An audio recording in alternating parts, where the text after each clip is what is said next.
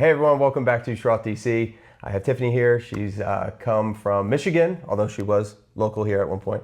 And I just wanted her to share her experience about her scoliosis journey, what she's gone through when she was diagnosed, and just where she is at now with her life. So when were you diagnosed, and what happened? Yeah, so I used to do a lot of dance when I was younger. I was always really flexible. Like most of our patients? Yeah, like I could literally bend my spine back and have my head touch my butt. Wow. But I feel like that made me realize that I was like kind of asymmetrical. Okay. And so I got diagnosed when I was 13.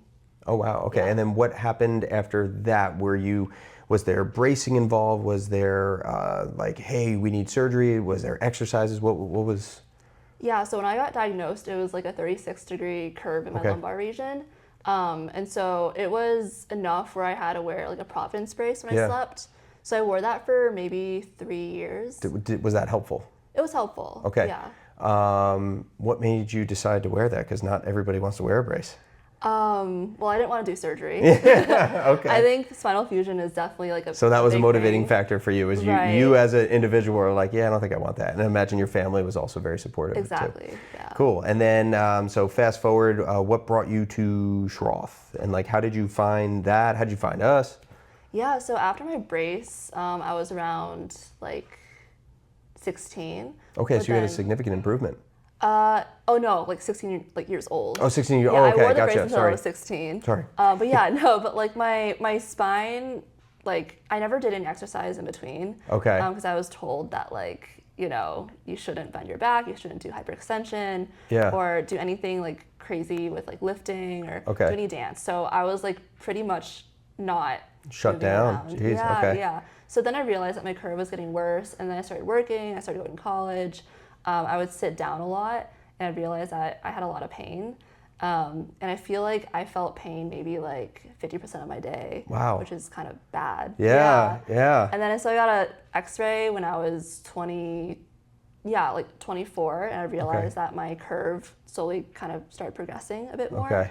And so then I realized I have to do something to fix that. So then you kind of just Google search, came across Schroth, and Yeah, okay. I did. And then you said something that I think is similar to other people's experiences. You were only here for 2 sessions, Yeah, and you already noticed a pretty significant change after those 2 sessions. I did. Yeah. Yeah. And in what way? What was different for you in that moment? And then you took some time off, and then you just came back recently. So what's been going on?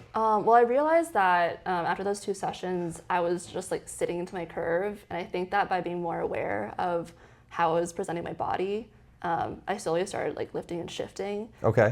So being more corrective about it and being more aware of it is really important. Awesome. And then I think that my pain just disappeared after those 2 sessions. That's awesome. So just aligning the blocks, having the self-awareness, and I imagine that you were probably just like adjusting hundreds of times throughout the week without you even like keeping track. It just started becoming second nature. Yeah, I did. And then you started getting into fitness and lifting. And what was the motivation behind that?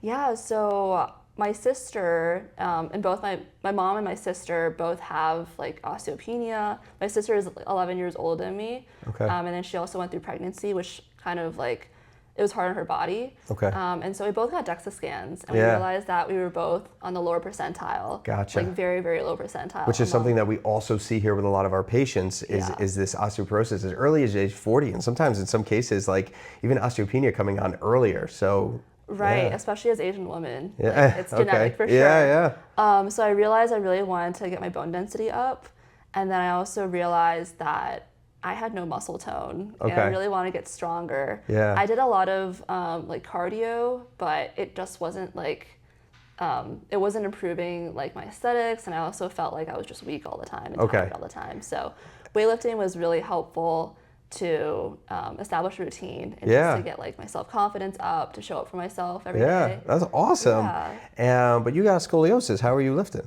How was that working? Yeah, like I'm being a lot more aware when I brace. So we spent a lot of time this week going over loading the spine, loading it in different planes. If you can share like your experience, like, I mean, going back to Michigan, like, and you're going to the gym, What's going to be different for you?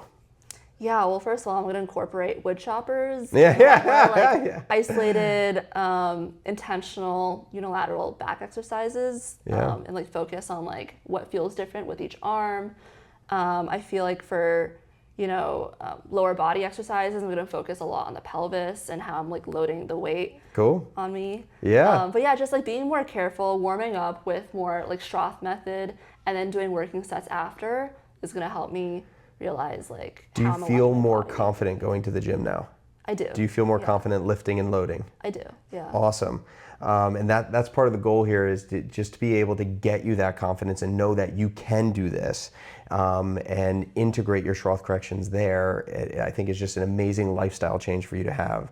I'm really proud of you that you went to the gym. That's so sweet. Now, just kind of reflecting, we're seeing younger patients here as well, even adults, just all ages of any advice to somebody that's like just recently diagnosed with scoliosis, or that is a big thing that we get here too is like just a lot of fear. Like, I don't know what I'm supposed to do, what I'm supposed to not do, how am I supposed to sleep, like all these types of things, or even some of the questions that you've had, like coming here.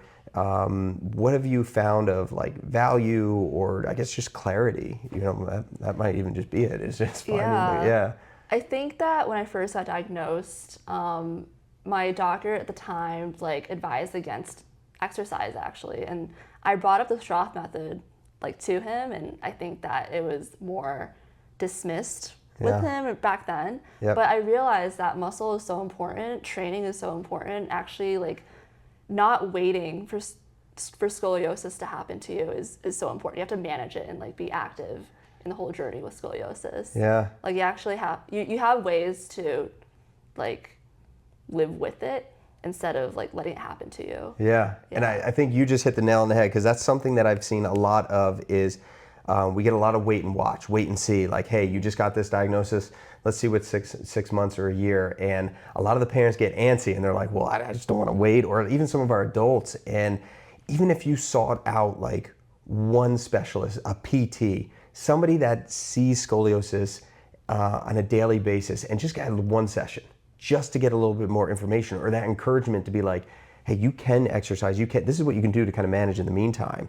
And because it seems like for you, like you had that huge window, like reflecting on that, where you just kind of like let yourself go, and you were just like, well, it's it here. And now like your whole mentality, you're like exercise, you're hitting the gym, you're like taking care of yourself. The awareness is on like a completely different level. You have a plan, there's motivation, no surgery, no osteoporosis. It's like amazing what you're doing. So I commend you for that. I think it's so great. I would keep that up as long as you can find what's working for you.